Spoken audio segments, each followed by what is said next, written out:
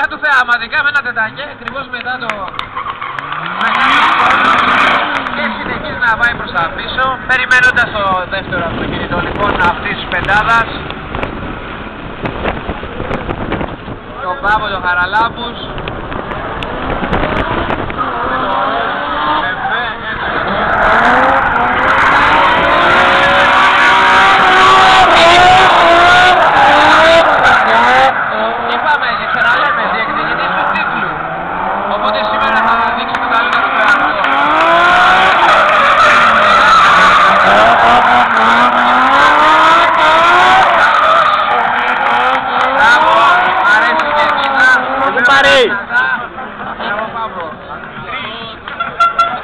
Ακόμα και οι κριτές λένε ότι ήταν πολύ καλό. Πάμε λίγο.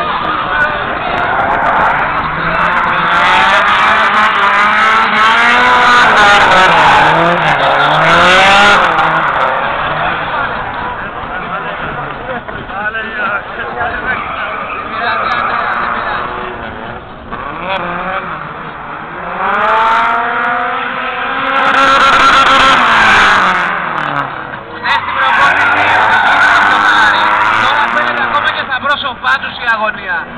Είναι λογικό. Κάτι είναι για αυτό, ρε. Είναι λογικό να βλέπουμε κάτι άλλο.